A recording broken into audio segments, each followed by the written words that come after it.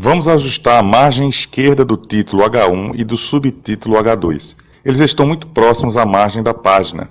Vamos formatar o H1 e o H2 que fazem parte da nave Planos. Para isso, escreva nave, cerquilha, planos, H1 e entre chaves de abertura e fechamento, escreva margem left. Vamos tentar 40 pixels. Então escreva 40 px ponto e vírgula. Nunca esqueça o ponto e vírgula. Salve, atualize e veja se ficou bom. No meu caso, 40 pixels ficou onde eu queria. Agora você precisará repetir basicamente o mesmo código para o subtítulo H2. Veja aqui como fazer.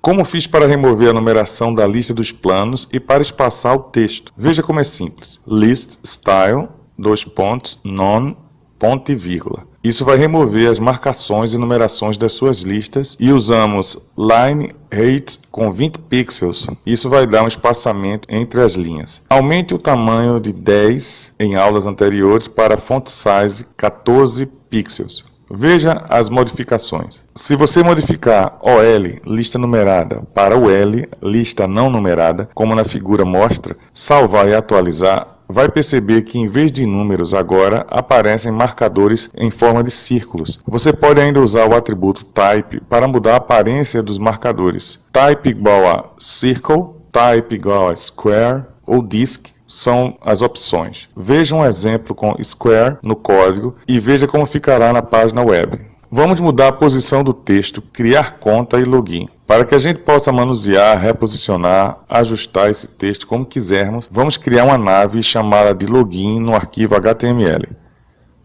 Salve agora. Agora vamos formatar essa nave no CSS. Escreva nave cerquilha login e entre chaves de abertura e fechamento, position, absolute, ponto e vírgula. Top, 20 pixels, no caso 20 px, ponto e vírgula, e right, 260 px, ponto e vírgula. Uma breve explicação antes para que você não fique apenas repetindo o código. Position absolute serve para que possamos posicionar os objetos onde quisermos. É como se eles ficassem soltos na página, entende? Então colocamos 25 pixels em relação ao topo e 260 pixels em relação à margem à direita. Veja como deverá ficar. Agora vamos deixar com fonte verdana, tamanho 14 e cor branca. Veja como fazer.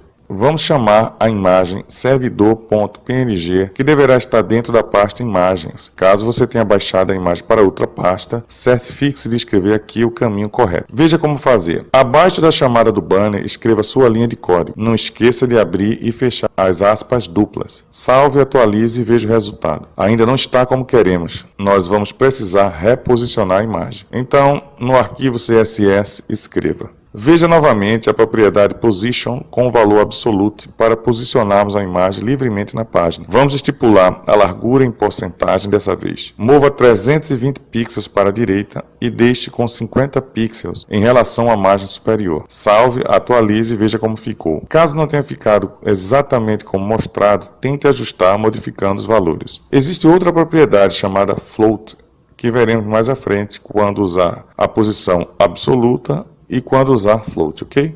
Agora perceba que a textura de fundo ficou curta em relação aos textos e em relação à figura do servidor. Vamos mudar isso. Precisamos aumentar a altura da nossa área header, que engloba a textura, os textos e a imagem do servidor. Vamos escrever height e colocar 370 pixels. Vamos ver agora como ficou. Vamos adicionar uns botões à nossa página. Serão eles Home, Downloads, Parceiros e Fale Conosco. Veja como vamos querer que fiquem. Agora no HTML, crie uma outra nave e chame-a de Menu. Escreva as opções dos botões nessa nave chamada Menu. Após salvar e atualizar, elas ficarão assim. Vamos precisar reposicionar no canto superior direito como no modelo mostrado. Para isso, escreva no CSS exatamente como mostrado na figura. Veja agora como deverá ficar. Vamos colocar uma cor como background. Se colocarmos uma cor, esta cor ficará para todos os textos, e isso será muito estranho. Veja o código no CSS a seguir. Esse código vai colocar uma cor cinza como background, porém não é assim que queremos. Por isso vamos criar uma lista, onde cada texto será separado dos demais. Observe que a lista foi criada, mas ficou ainda muito esquisito. Queremos remover os marcadores e deixar cada opção em uma linha. Lembra que já escrevemos esses códigos antes? Para colocar em linha, usamos display, inline, block. Faça isso e veja o resultado após salvar e atualizar. Tudo bem, ficaram em linha, mas ainda temos o problema de que estão todos como numa única barra e queremos a aparência de botões separados. Vamos mudar isso. No CSS, apague a linha de código Background Color, cuja especificação está 9797A6, e a escreva na nave menu LI. Assim, a cor de fundo será aplicada a cada componente da lista individualmente. Salve, atualize e veja como deverá ficar. Agora vamos refinar esses botões. Escreva padding, 5px, ponto e vírgula. O padding tem um funcionamento muito similar ao do margem.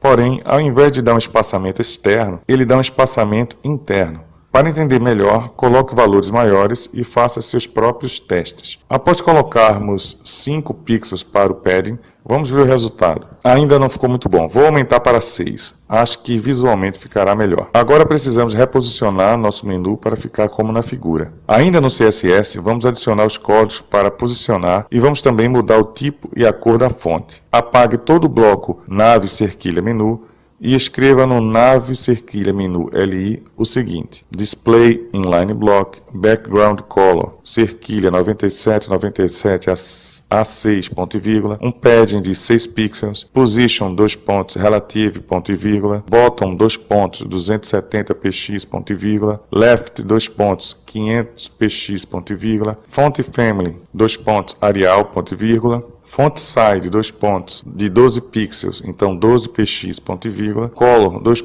cerquilha, ff, ponto e vírgula. Salve o CSS, atualize o HTML no navegador e veja se ficou como na figura mostrada. Agora vamos trabalhar com os textos que explicam os planos da empresa. Peço desculpas a você se em algumas figuras aparecer um texto a mais. Para essas aulas usaremos os seguintes textos, que por sinal estão disponíveis no site de apoio da escola. Note que a última palavra é VIPs e esses textos deverão ficar como na figura modelo. Vamos criar uma section para os textos dos planos, que será uma área separada do header que trabalhamos até agora. Depois vamos criar nossa primeira tabela em HTML. Crie a section e feche após os textos.